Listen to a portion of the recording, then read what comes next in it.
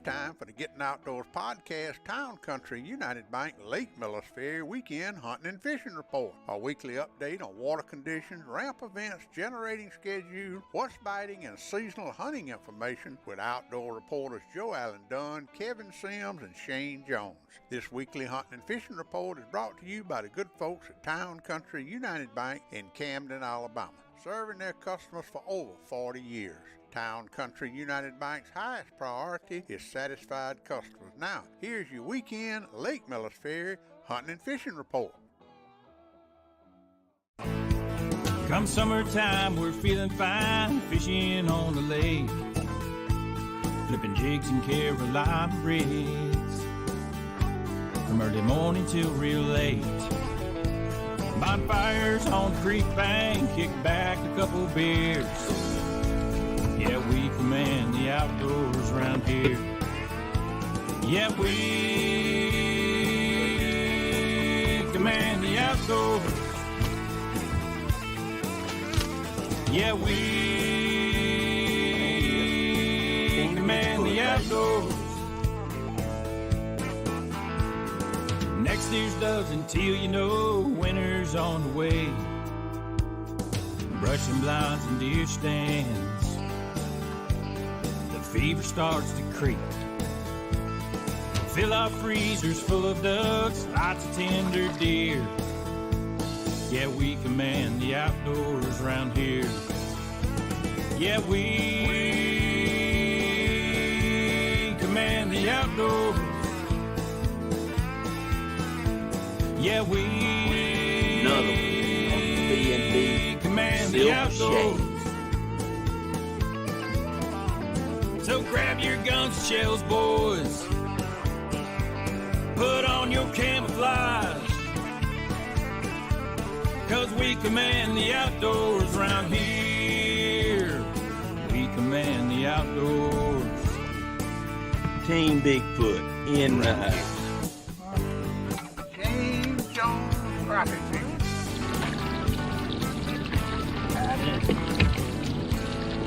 First one, 2023, smackdown. Good afternoon, everybody. Welcome to the Gettin Outdoors podcast, 229 Town Country United Bank Hunting and Fishing Report with my outdoor reporters Shane Jones and Joe Allen Dunn, and special guest in the house, Mr. David Gaston himself, Gaston's Custom Calls. How you guys doing? Doing great, Big Daddy.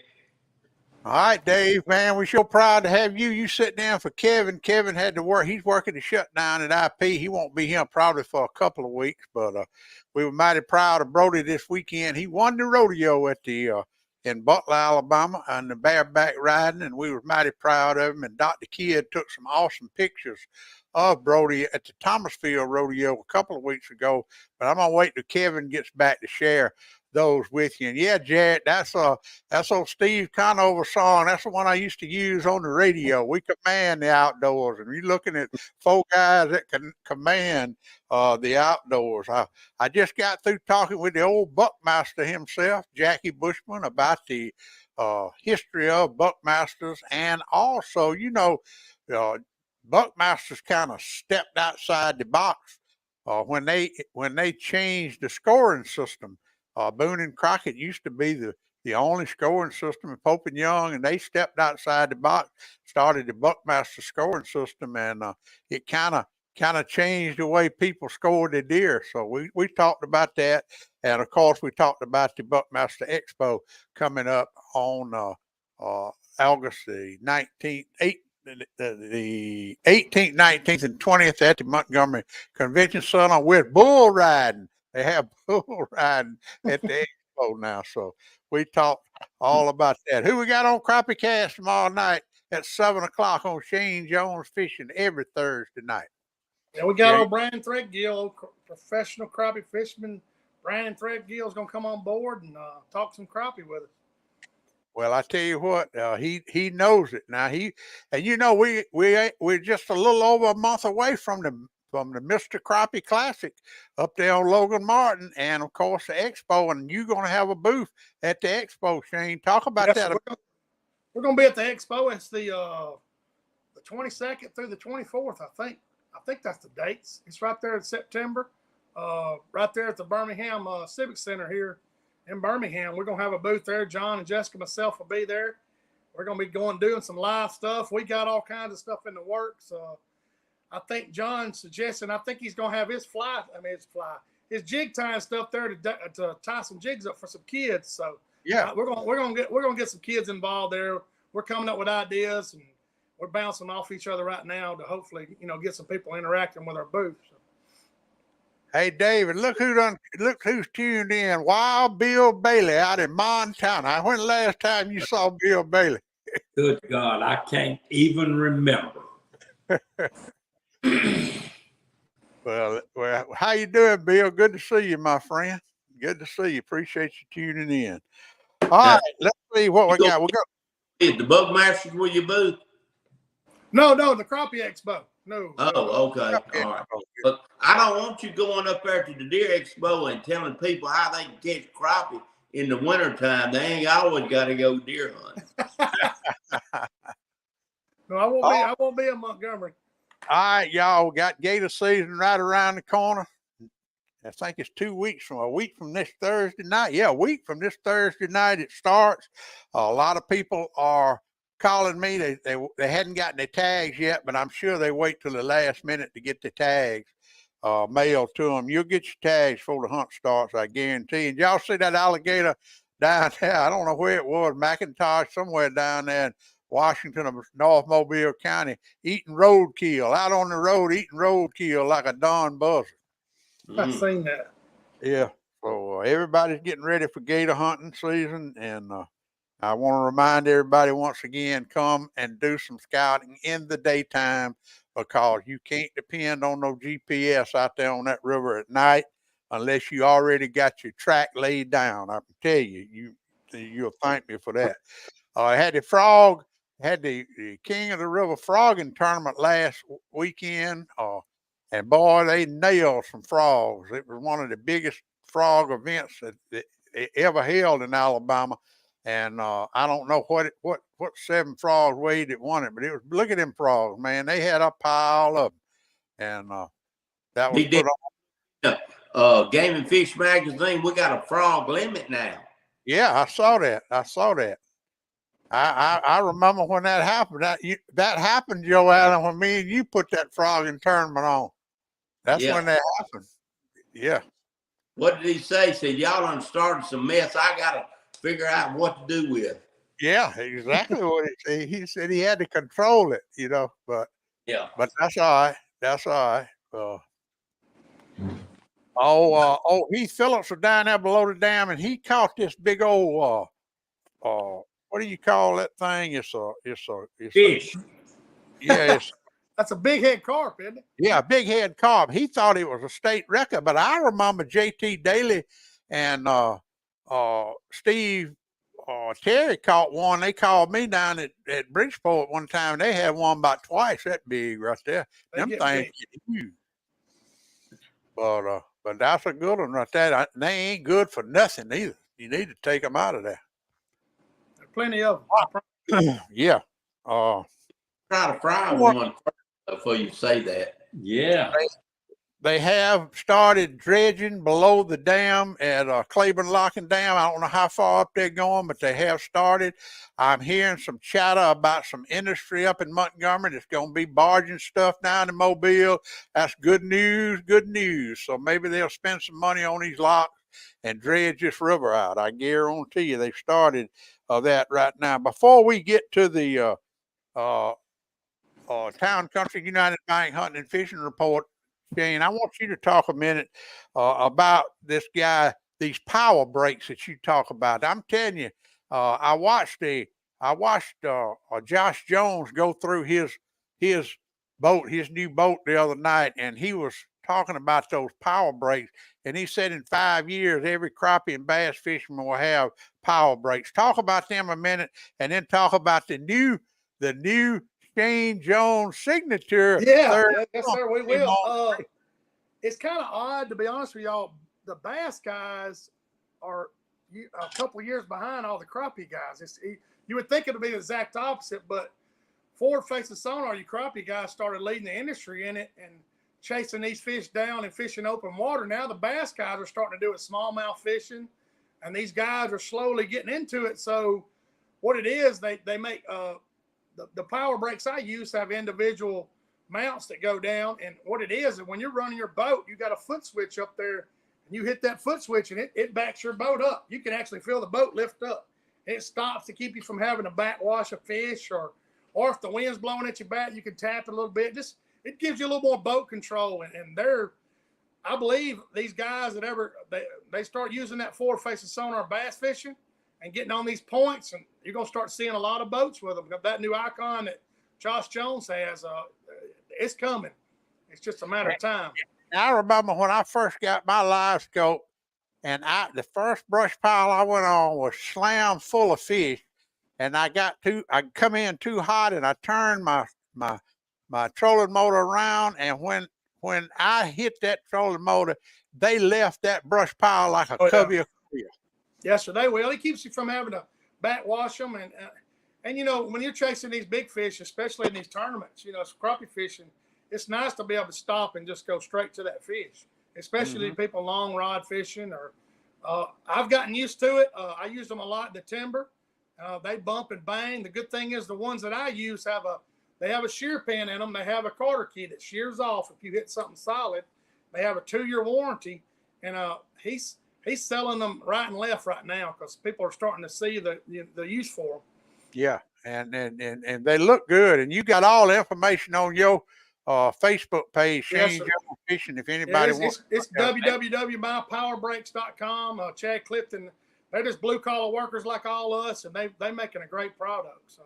And you called him. I put a post up the other day looking for that third arm. I saw it on the internet and I couldn't never find it. I called you and you called him, and he went right in. Yeah, me and Big Daddy had talked about it before, and I called him, and we were sitting there, you know, trying to come up with something, because I'm gonna draw you a scenario, guys. You catch a fish, you're reeling them in, you get your net, you dip the fish up.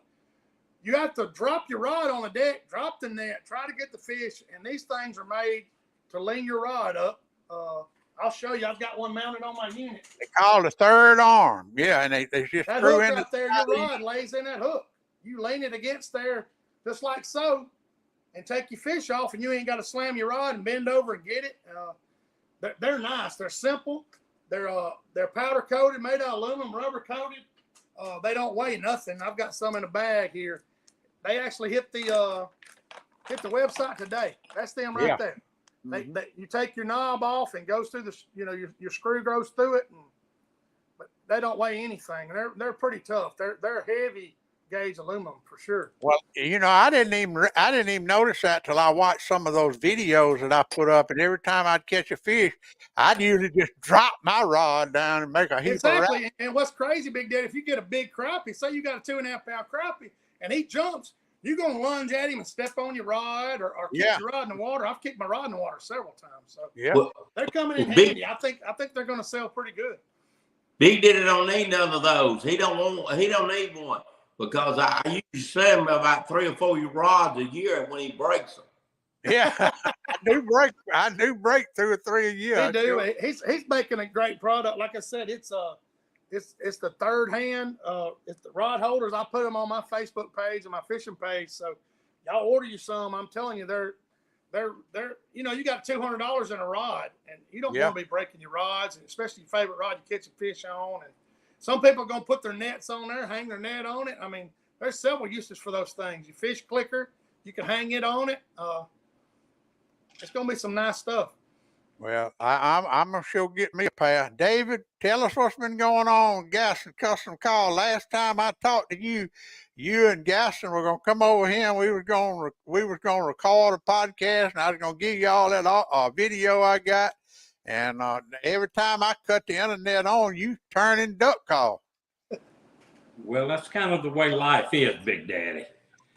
I normally get in the shop about between 4 and 5 o'clock in the morning and stay there till 5 or 6 in the afternoon. And I'm staying pretty busy. Yeah, well, He turned his business, his social media, over to his grandson Shane, and you see he's working his rump off now. Hey, people don't understand the power of social media, man. Once you put it out there, that's like when I was talking to Chad about these third hand things. I said, hey, let me know when you want to put it out. You better have some pairs made. And he said, I'm ready. So he put them on the internet today. So yeah. All fat people will have at least one of those in the boat. That's right. That's I'm just telling you. And the good thing is the throat of it's big enough. You can just kind of aim at it and it just catches perfect. Yeah. Will it hold a cane pole? Yes, sir. Yes, sir. It'll hold one. Hey, David, Scott D says my old buddy, the legend, David Gaston. Who said that? Scott D. Yeah. What I want to know, when are you going to make some more of those? That was 4th of July. I think, I don't know how many of those you made, and you sold them out so fast. When are you going to make some more of those, that color again? I make 1 or 2 of those a year. Really? And that's the reason they bring such a premium price. Right. But now, if you want one, I can hook you up. They're only $4.50. All right. We might do that. Okay. Y'all heard it. Plus tax. Yeah. And storage and delivery fee too. Wait a minute. I can walk to your house. Yeah, well, I Hey, don't Dave, see that. before we get into the Town Country United Bank hunting and fishing report, let's talk a minute about waterfowl season. It actually starts September the 2nd with goose season, I believe. And then you got a special teal season September the 9th. Now, me and you talked about this on the last podcast we did. Why do they have those early seasons like that? Are you talking to me? You the only one knows something about a duck. Well, the special goose season, Big Daddy, is for the resident geese that Calvin Lunsford brought over here from Eufaula. And they've multiplied and they're basically a nuisance. Okay? But that's what that special goose season is about. Try to get rid of some of them. Exactly, to hunt the resident Canada geese. And they're everywhere. They got them in Demopolis everywhere. Yes, sir. That's what that goose season's for. Then September the 9th, the teal season, early teal season, is primarily for the blue-winged teal. They're the earliest migrators. And, how many times have people heard me say that duck hunting is dictated by the weather? Yeah. And it can be 124 degrees down here like it was today, but 100 miles north of here, if it's getting down in the 40s at night, those blue wings are not going to stay there. They're going to come down here where it's warmer. And you have to watch that weather up north, Canada, the Dakotas, and when the nights start cooling up there, the teal will start showing up down here. Well, we've talked about that before, and I wanted you to repeat that because a lot of people don't understand, the weather's what brings the ducks down here, and the colder weather, I guess that's what brings the big ducks down here, because your 2 little cousins, Garrett and Grant, and a little Stoudemire last Christmas morning when about 2 degrees, they made me a believer about what kind of variety of big ducks and ducks are down here on Millers Ferry when the weather gets cold. Big Daddy, people don't believe how it used to be on that lake. Yeah. They have no idea. Joe Allen does, but most these young kids. I caught the tail end of it. Yeah. But it was good, that tail end. I caught it. You caught it way before me. Way before you. Yeah. And it was unbelievable. But, there were years I was at a club over in Mississippi, Belzona, Mississippi. And I went 2 years that I never went to that club because I was killing ducks at Millers Ferry. And we say Millers Ferry, we're talking about from the Locking Dam to Pine Barren Creek. But it was like you said, I was staying over at the house and didn't own it, but I was staying there.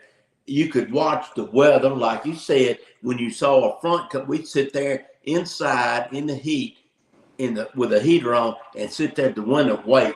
And all said, oh, they're here. They're here. Let's go. Well, David, if somebody wants to buy Gaston's Custom Calls for duck season, have you got some? Have you got a supply? Are you behind? What's the waiting list on getting one? Big Daddy, I will have some calls. I've got about 300, 350 calls. And I've been so busy, I farmed some stuff out this year. I had somebody to polish them, and I got a box of barrels in yesterday that we've gone back. Gaston wanted to have them laser engraved. I'd started putting stickers on them. Yeah. And putting the old timey decal. But Gaston wanted to go back with the laser engraved logo. He said, Pappy, it looks better. It looks better. And I told him, I said, listen to him. The sound, I'm about the sound. But anyhow, we've got the laser engraved barrels. And the inserts will be back hopefully in a week or so, polished. And then we'll start cutting and filing tone boards. And it'll be like that till after Christmas. You see what Noonan Hall just put up there? He said him and Randy Daly killed a lot of wood ducks in Liddell Slough. Yeah, you killed a lot of ducks everywhere. I mean, we used to kill them. I killed River Bluff was my go-to place. That was my favorite place to hunt, was at River Bluff Slough. That was before they built all them houses down there. Oh, yeah, that was, yeah. Yeah. All right. But if you got to call exactly like they want, they need to call in probably now and go to putting orders in. That way you can build exactly what you need if they want it for Christmas. Don't wait till Christmas. Don't wait and call and say, I need this, and this. No. They ain't going to get it. I will have a decent inventory of calls by the end of this month, and it will continue to grow because all of this polishing and what have you, it's time consuming. But I can cut a tone board and file it and tune it quicker than I can polish one. Mm-hmm. And that's what we farm some stuff out. And I'll put website information in the details of this podcast where everybody can go to it and order one. That'd be a perfect Christmas present for all you duck hunters. Now let's get to the Town Country United Bank hunting and fishing report. I called the Millers Ferry Powerhouse, and I did put the new website in the comments where y'all can go, and it's really easy to read now. But at Millers Ferry from 2 to 7, 3 units, and Jones Bluff 2 to 8, 3 units. So they running that water in the afternoon, Joe Allen. Water temperatures, river is from 86 to 90 degrees, and in the sloughs, 88 to 92 degrees. So that water is hot. The river is running in the afternoon. So that means long line jugging, right, Joe Allen? Exactly. You watch that. When they're going to pull that water, get out there and get them jugs in about 30 minutes before, and that's going to be your best time. Travis told me he got some good shad this past weekend at the mouth at the covers over going into Ellis Island. So, you know, you're going to have to hunt around and get from fresh bait. That's why he had such good trip Sunday. He had fresh bait. Yeah, and I got a video and a picture from Chad Gonzalez, his son, game warden, they call him. He was catching some fine catfish below the Demopolis dam with a reeling rod. And old Big Mama Brian, he took a week off because he had so much money to spend winning that tournament. But he went below the dam the week before that Alabama Catfish Series tournament and caught 30-something skipjack, Joel. Exactly. Yeah. And he told it last week. That's the thing. If you got good fresh bait and hit that water right, you're going to come home with a good cooler of fish. Mm-hmm. Well, catfishing, if you're coming this weekend, Joe Allen, what would you suggest? Watch that weather. That water app, the generation app, and I'd have them jugs that, especially in the afternoon and night. I used to like to always put mine out and leave them out all night and check them the next morning. Fresh bait, fresh shad, skipjack, if you can get it, but ain't no use in throwing out no shad and putting them in that warm water. It just ain't gonna work. They gonna turn to mush. Mm-hmm. All right, let's talk about bass fishing. Shane, Austin Swindle, you sent me a picture this afternoon, and Yes. I don't know much about Bankhead, but you know a lot about it. He had 3 bass that weighed 18 plus pounds. Now, what's going on up there? They've been catching a lot of big bass up there all year. I think he said he had 5 that weighed 27 pounds, but they only have a 3-fish tournament. So yeah, they've been cracking them pretty good. Those fish, you got a lot of grass up there. It's a lot of target rich environment up there as far as bass fishing. And of course, they're I don't know when that tournament. I think that tournament's from like 6 to 9 or 6 to 10, or I forget what hours they fish. But he's a heck of a fisherman. But he sure did. He had 3 bass that weighed 18 pounds. All right, I don't know of any bass tournaments going on this weekend on Millers Ferry. Next Wednesday afternoon at the Selma City Marina, they had the Wednesday afternoon fruit jar tournament from 4 to dark, 5 fish limit, $50 entry fee. And then next Saturday, a week on August the 12th, Maddie will be bringing her Bridgeport City tournament,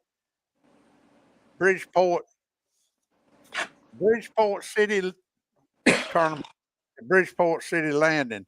And I think this will be the last one, and she'll be awarding somebody that $1,000 Community Neighbor Bank bonus for Angler of the Year.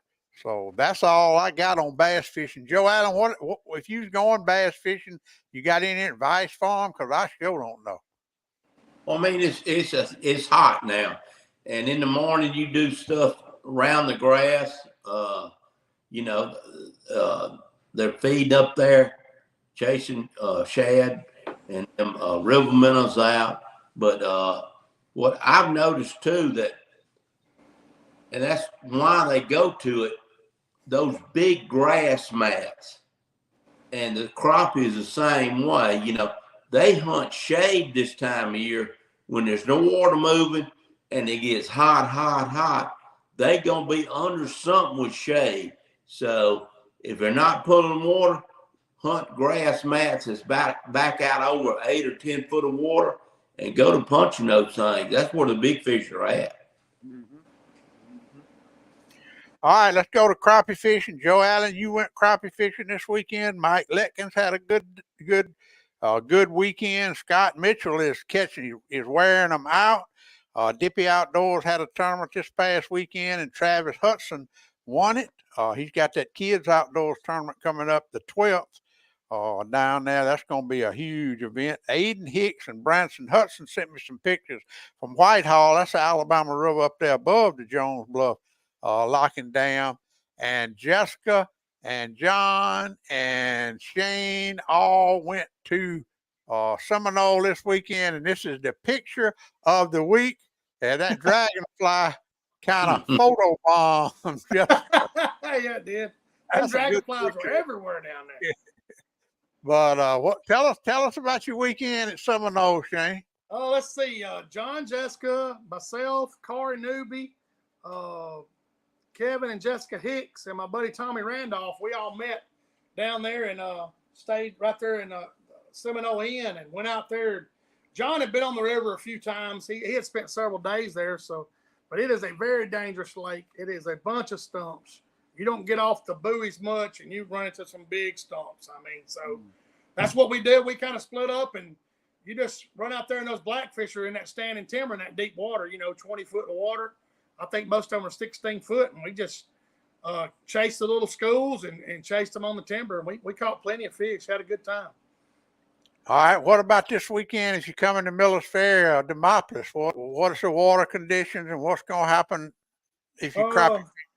Millers Ferry, again, still fish are going to be spread out. You've seen Mike Leckins talk about that. Those big white crappie, they're spread out. Now, towards September, they'll start bunching up a little bit, but they're still spread out. So you got to cover some water and look for them on the live scope. And if you don't have a live scope, you're going to have to hit a lot of targets, a lot of brush piles, a lot of standing timber. But Demopolis should be pretty fair. It should be good. There's probably a lot of fish in the channels and some on some brush. But again, you're just not going to catch a lot of fish in one general area. One brush top, I mean. Joe Allen, is this the time of the year you used to do that trolling? I mean, would trolling be in play now? Right now, you can forget that. I think it's better, more single pole or cast, and especially, like I said earlier, they hunt shade. The fish, for some reason, I don't know why. Tell me, Shane. My theory is the fish can see that bait when they're in that shade better, and that's the ones that'll react to it. The ones sitting out over the top of a top that's in the sunlight, he may look at it and chase it a little bit. Where that fish that's in the shade, you put it on him, he'll rear back and hit the thing then. Well, those fish that's in the shade are in a hunt mode. They're in a feed mode. Like, we've seen schools of 20 fish this weekend. And it was crazy. Them fish would be sitting there stacked on top of each other. And one of them big ones would come from the bottom and run straight up meet your jig. I mean, one of them, come flying. You couldn't take it away from him. But they don't have, like an old man told me, they don't have eyelids and they don't have sunglasses. So, they're in there hunting, like you said. They're hunting for that bait when they get in that shade. Well, I mean, the shade, I think, would be the key. Shooting boat docks, you can find several boat dog type fish on. If you throw up on there and get it, some of them it's real tight. And that one Shane we looked at with that pontoon boat sitting there and all them fish stacked right up under that pontoon. They like pontoons, but you got to realize if that timber's sitting there and the sun's out and the sun's over here, that fish will be on the down shade side of that stump. Always remember that. If you don't have a live scope and you can't, even if you do have live scope, that fish is on the right side. Like I said, if the sun's setting over here and those fish are sitting in the downs, even that timber, in that standing timber, they're going to be on the down shade side. So I always remember that. Shane, does color matter on jigs now? What color? Color? If the water's clearing up because we hadn't had a lot of rain. Now, some of those creeks still got a lot of color to them, but to be honest with you could probably throw a shad colored bait right now, monkey milk or a shad colored bait in any kind of water down at Millers Ferry. So, basically any color. We threw a lot of black and chartreuse like this. For some reason in that real clear water, they like bright colors, just those ones that was on the hunt. The ones that wanted to feed, they keyed in on that bright color, but that's a black and chartreuse, but just a shad color bait. I would definitely throw a monkey milk, a shad color anywhere down there right now and probably catch fish. And I'm going to tell you, it's hot out there. So I tell you, I see a lot. Millennium done sold a lot of umbrellas this summer, I guarantee you. It is hot, guys. Get out there early in the morning and try to put you a pattern together and get off that water if you can. All right, we got a brim tournament coming up this weekend. Fishing for a family brim tournament. It'll be this weekend from Safe Light till 12 o'clock p.m. at Lower Bryant's Landing. It is a 5-fish weigh-in. Have a lunker prize. They're going to have fish plates for $12 a piece. Awarding prizes from 2nd to 5th place. And there's all the contact numbers on the screen, 251-253-0889 or 251-581-8466, 251-253-5041. Brim tournament, Fishing for a Family benefit brim tournament. And I'm curious to see how that's going to turn out. I hope old Jared Hudson goes where he can send me some pictures and results of that brim tournament this weekend. Turkeys, I put a bunch of videos up. We have got a bunch of little turkeys.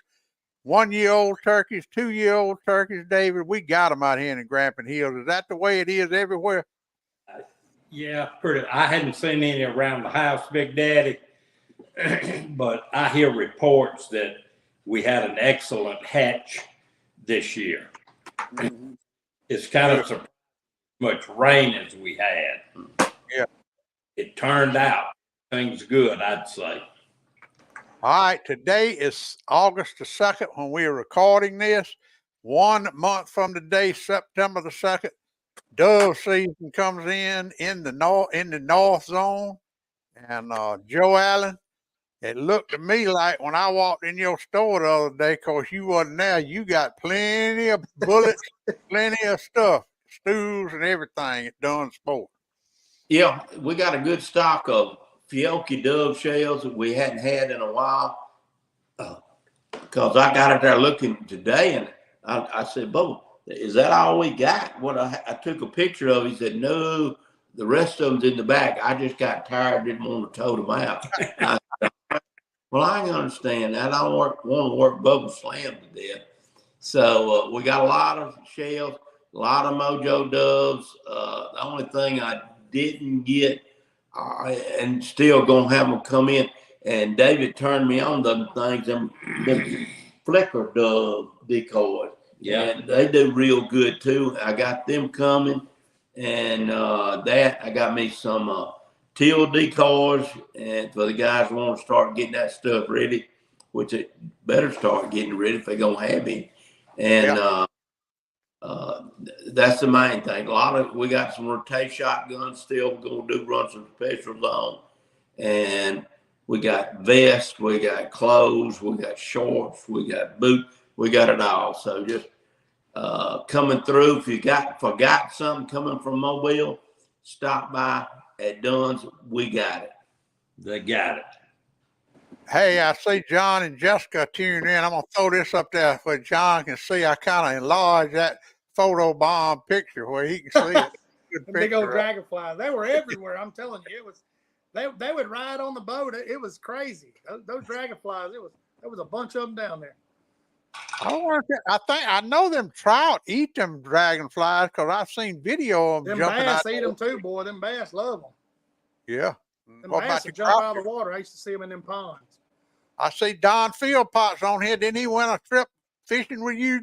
We're gonna try to do it in September sometime or early October. We just gotta plan it. So, but he sure did. We're gonna make sure that man catches some fish. So.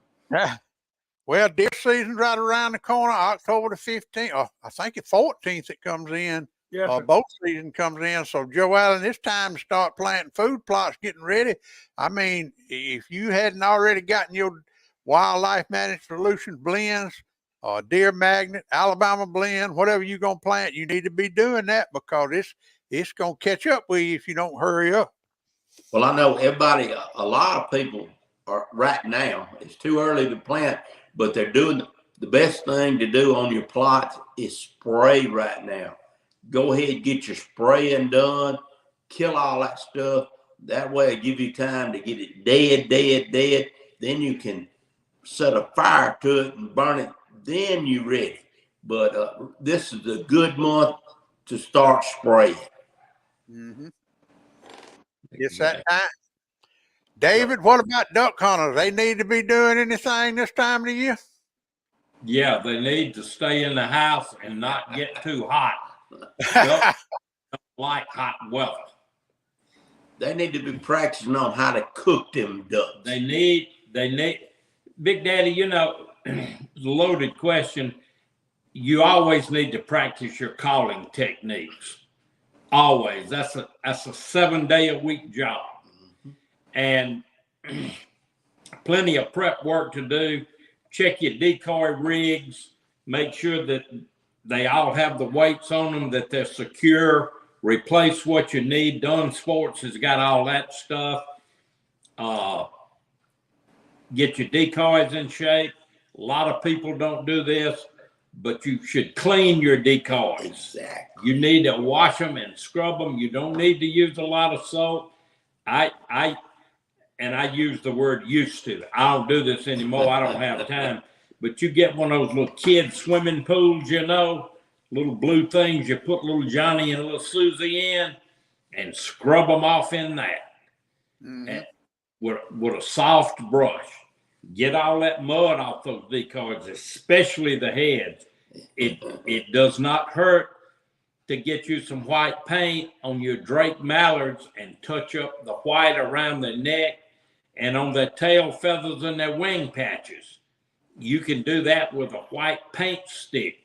Any number of ways to do it. Or you can do it with a little foam brush and flat white paint. But that needs to be done, and you need to be taking care of your dogs. It's too hot to work a dog right now, a whole lot, but you need to give them some exercise, everything fairly short, and get them, and especially everybody that lets the dog stay in the house, they get fat and lazy during the summertime. No, we don't. Yes, you do. No, we don't. Joel, the only thing you can fetch is that fork. but you know, lots of things duck hunters can do. It's a never-ending cycle. It's a never-ending. Season went out. 2 days later, we were working on a new blind for this year. It's behind my shop right now. Well, that's good advice from the old duck master himself, David Gaston, owner and founder of Gaston's Custom Calls. David, appreciate you being with us tonight, man. I really do. You added a little flavor to the show today. Well, thank you. You gave me a big set of boots to fill, and I did the best I could. And I just want to make sure you still have my address so I can get my check. When will I look for? I'll drop it in the mail in the morning. Thank you very much. That's all. I'll have it Saturday. Dang. You're going to have Brandon Threadgill. Now, I think, correct me, didn't Brandon and Eric, we had a bunch of Alabama boys. Oh, yeah. Everybody done good. Jason Domain, they were all right there. Done real good in that, the Wally Marshall, the Crappie Expo tournament. That's $100,000 tournament, or $300,000. $300,000, $100,000 to the winner. Yes, sir. Yeah. I mean, that's going to be huge. And you're going to have Brandon on there with you tomorrow night on Crappie Cast at 7:00 on Shane Jones Fishing. And yes, sir. Nobody can fish Logan Martin. Nobody can fish it. It's off limits till what, the week before that tournament? Yes, sir. It's been off limits since they announced that tournament. I don't know if they announced in April or something. It's been off limits. So yeah. So it's gonna be interesting, and I'll be curious to hear y'all talk about that tomorrow night. We're gonna talk about it, share some tips, and we're gonna talk about the expo. We're just gonna we're just gonna talk crappie like we always do. So. All right. Well, I'll share it on my page. You can go to Shane Jones Fishing Facebook page or his YouTube channel and watch it tomorrow night, Thursday nights at 7:00. Crappie Cast with John and Jessica Farmer and Shane Jones, and they always got some great guests. Appreciate everybody tuning in tonight. David, once again, thank you for being with us. You might have to come back next week, because I think Kevin's tied up for the next 2 weekends. But now, what you do? Yeah. What'd you say? I said it depends on how big my check is. Oh.